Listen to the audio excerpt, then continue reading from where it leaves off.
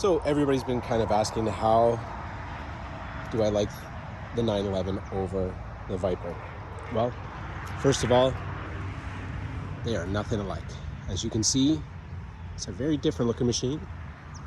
The German engineering is a pretty impressive setup.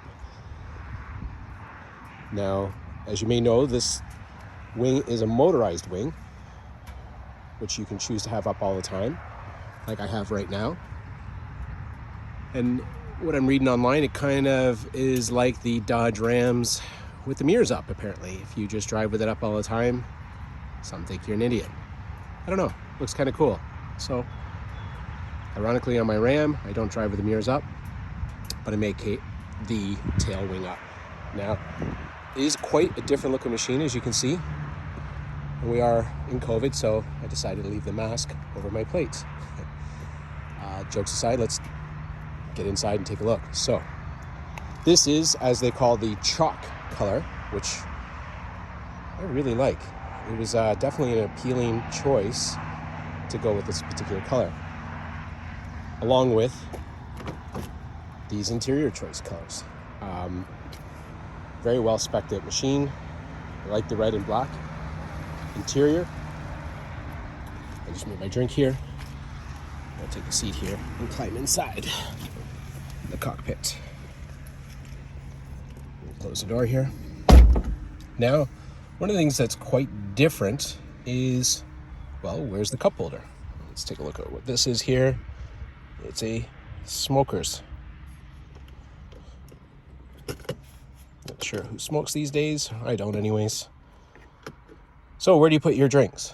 Well, for most Porsche owners, they know you just click that open, push these little guys here, out they come. Just gonna stick that one back in, close this, and you can, oh, it doesn't fit, so, but German engineering, they've thought of a lot of things. Stick that in there, and you can clamp it.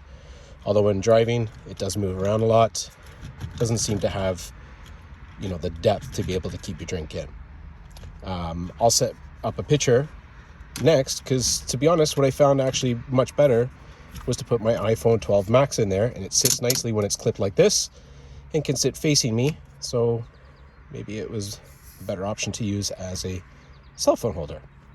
Who knows? Choose your own. We'll close it back up, put it away. So one of the rarest things is finding a 7-speed manual.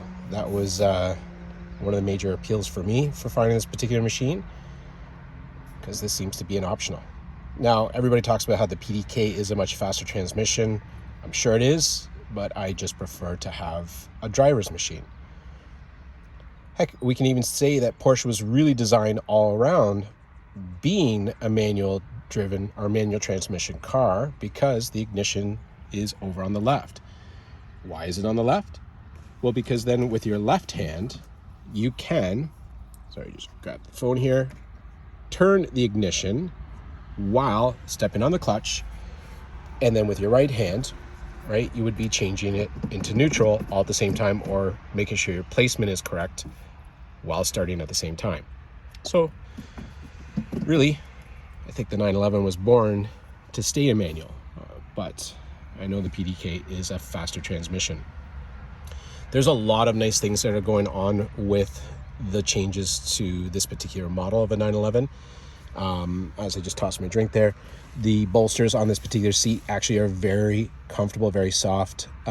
Don't mind the interior leather protector I put on. It seems to have left some nice odd striping, but I'm gonna have to finish detailing this thing to my satisfaction later. But just to go through the seats, they are an extremely comfortable seat.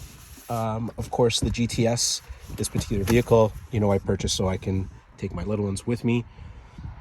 For their age group, as young ones, the seat actually is extremely comfortable for them both to fit back there. Obviously, there's not a lot of room back there, but for the specific use that I wanted, it really makes sense. There is storage slightly behind it.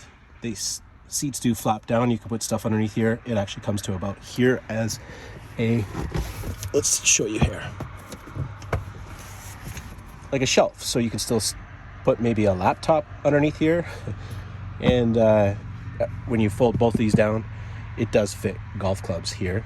I don't know. Personally, I haven't tried it yet, but many videos later, trying to understand my car, that's one of the common uses for it, or some luggage. So I'll put that back up, close this back. So other things that are really interesting and neat about the 911. Let's start this bad boy up. Now, if we look at the emergency brake on this particular vehicle, it is a digital, right? While most of the time, if you can see that it's not engaged right now, you have to push inward to turn it on. And then it's like as if it was a manual pulled up, you would pull it towards you to release, or like a hood release. Other vehicles that do have the electric release is the exact opposite. So just different learning curves for different vehicles. Other things that are neat when you're at your navigation, there's quite the glare here. Maybe we'll close the big sunroof I got open here. Now, I mean, that alone is different from my Viper. It was a very cockpit closed type feel. I'll go ahead and close the privacy. And we can see the navigation with a lot less glare. Now, some things to learn about it, or one thing that's neat about it, is while you're here, your hand's away, it actually has sensors. What I mean by that, watch. As I come closer, you're going to see it popped up with more options. When you're in different settings, whether you're in radio and whatnot, that also does the same thing. As soon as you get your hand near, the menu pops up with different features. It's kind of cool. Had no idea. One of the hidden buttons to try to figure things out was this OPT button. When you open that, that's where you actually get some more features where you can set your map settings, sound settings, and some other hidden features are all under this key, but this key function differently per screen. So when you go to home, there's how you can do your link to your smartphone. Still figuring out what some of those features do, say, and just really what do they do. Still too much of a newbie. So getting around to some other neat features. So steering wheel is a really nice steering wheel with the leather, the grips. It's pretty comfortable to drive. Here's how you change your modes. So I'm going to turn the steering wheel a little bit so we can see the screen at the same time. As you change to sport, or that's individual. So I've made changes in the screen to what I like. So what I've done is I've programmed it so I go to the sport suspension, right? We pull the wing up, change the sport exhaust. You may have noticed the sound change, and the auto start stop feature turns off, which, by the way, I assumed being a manual, we would not have this auto start stop feature, but it does, and it works. It's really strange to consider. When you pull up to a set of lights, you're in neutral, the motor shuts off. Reminds me back when I was like 16 and my cars used to stop at the intersection, not because it was saving gas, but well, maybe it ran out of gas, or it was just a piece of junk that it was. But in this particular vehicle, as soon as you let off the clutch or engage the gear to go, the vehicle starts back up and you're ready to go. It's pretty amazing. So we go back to over here, we'll go back to normal, which if you notice they do for, I'm assuming, on, but it doesn't actually tell you. Then you have your sport mode, and you may hear the exhaust making different sounds as we switch modes. And then if you have sport plus, which is for your track. Now what's interesting, it's got some nice sounds, but watch the difference when I go to sport versus sport plus.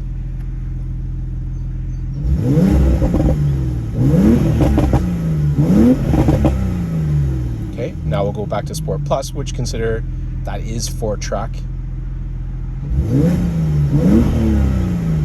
Something missing. And I guess the backfire.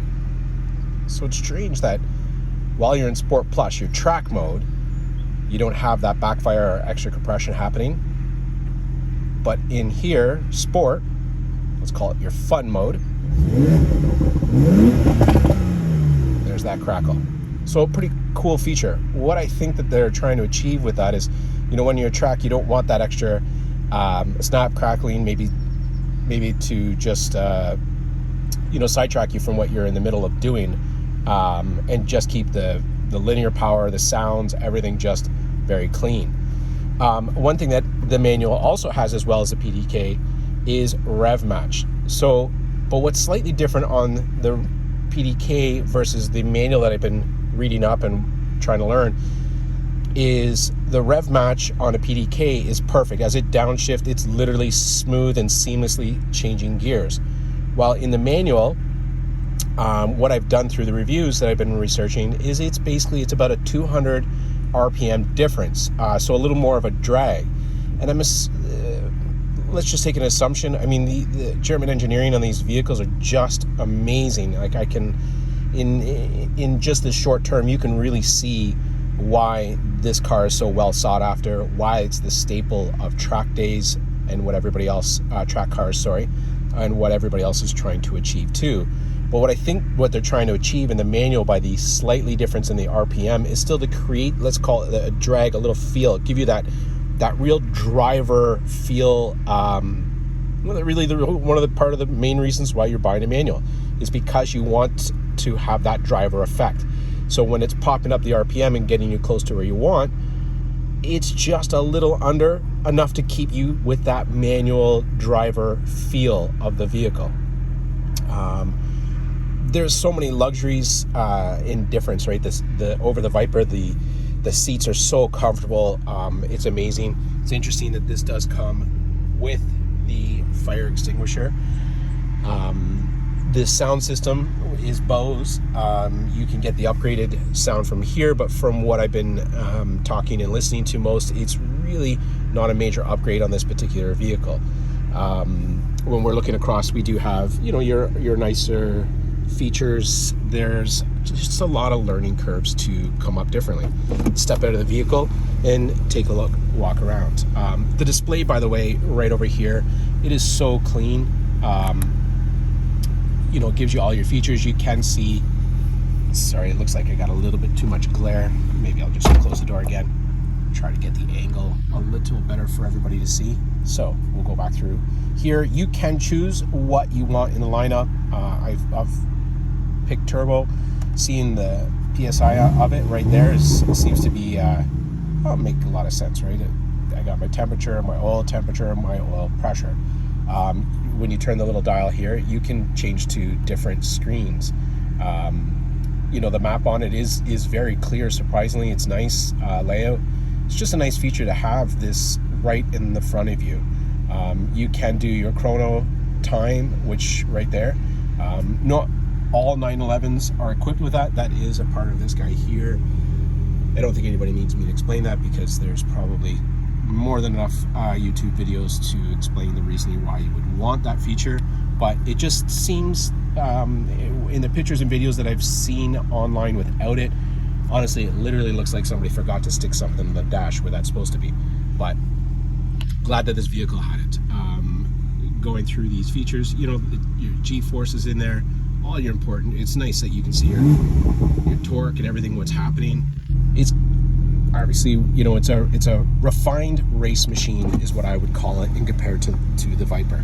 Let's just take a tour on the outside. So going back out here now while it's running, just taking a walk around, very different sounding machine.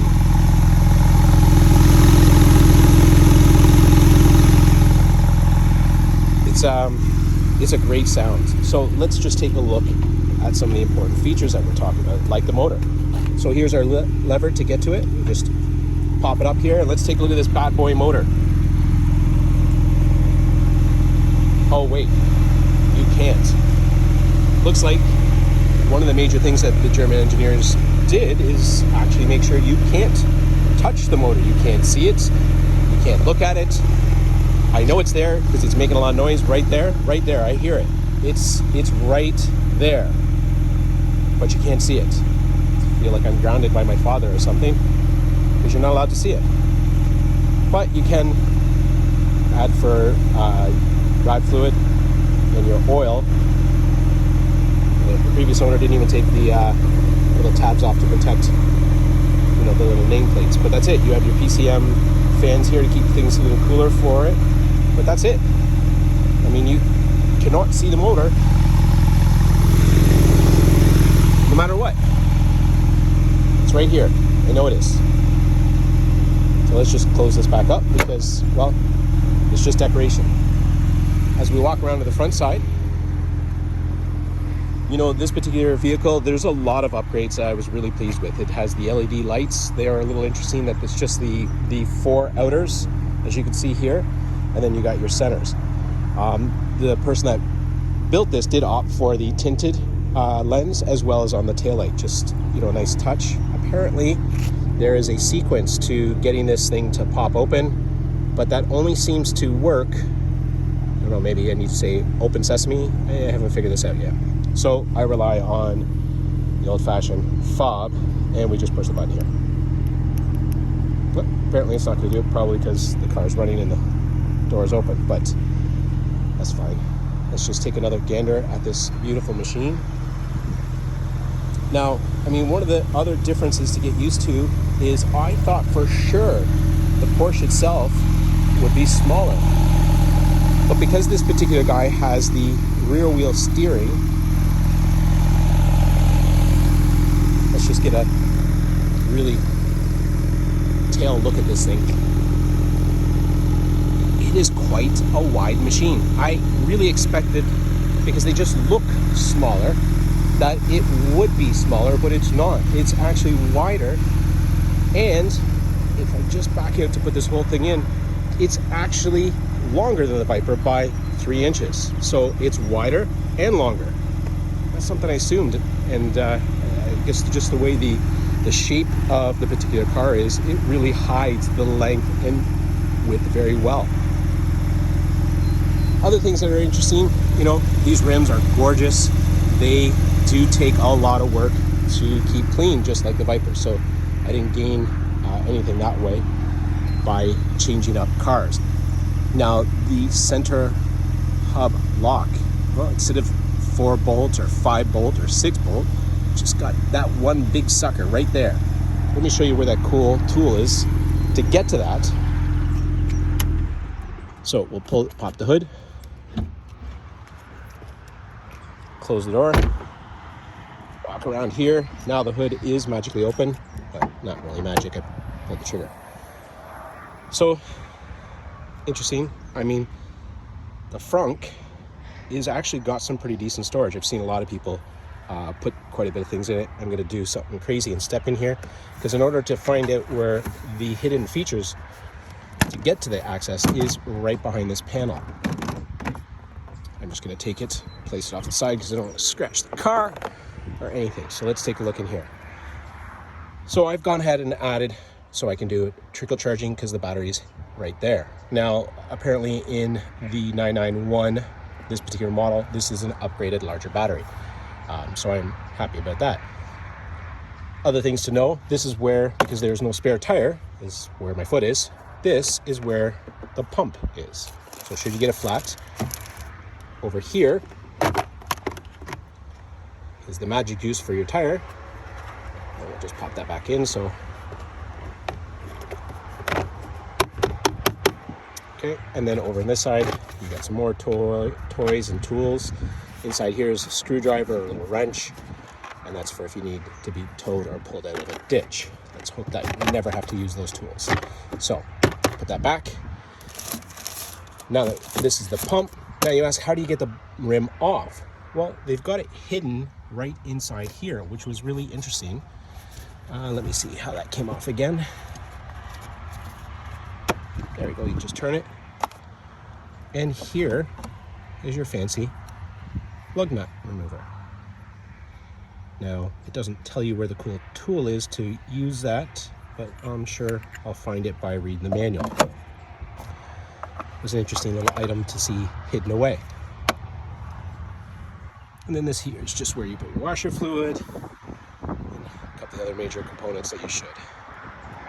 Anyways, I'll conclude my video here for now. I'm still in a learning Porsche mode. Some of these features are just very normal to the everyday Porsche person. To the new guy, back to Porsche, I mean, I think I had my last one in 2011. It's 2021, so it's been a year or two. To share a couple other little things I learned. You know, this is how you lock it. You just touch here once. If you touch twice, the lights actually flash slow. And what the purpose of why you would want to touch that twice is not only to lock the vehicle, but in case you left your little ones inside, or a dog, not that you should ever leave kids or animals in a vehicle, but what happens is it turns off the proximity inside or motion inside. So if there's any movement inside, it won't set off the alarm, and it will allow the door handle to function from the inside, where when you click it the one time, there's an internal sensor for motion, as well as door handles on the interior do not work. Little tidbits of extras that I've learned spending some time. Of course, it's the touch to the inside to unlock it. Anyways, this is my review of the 911 GTS. You know, the other thing I should have mentioned, power. Going from a V10 to a flat 6 with twin turbo. What can I say about that? The most important thing I want to share is, while I figured that, you know, there would be a lot of turbo lags, there would be a lot of delays into getting that throttle response until the turbos kicked in, I can say that even when I'm going to climb the hill and it's in that where I thought I should downshift from third to second, I was surprised that really I did not need to. It's way more nimble than I guess I really expected, but I am not surprised based on the, you know, the overall reviews of everybody that's owned a 911 and posted about stuff like the turbos and the GTS. And so far, I'd say it's a very, very impressive machine. You know, overall, it is exceeding my expectations just from a comfort level. I just thought I would try to show you that. You know, it's got some pretty wide meats on the back there. You can see all those important components. See, there is a motor back there. You just, this is, I guess, how you get to see it. You have to crawl the floor to get to it. The taillights, I do like how streamlined and thin they are. Again, as mentioned, these ones do have the slight tint to it.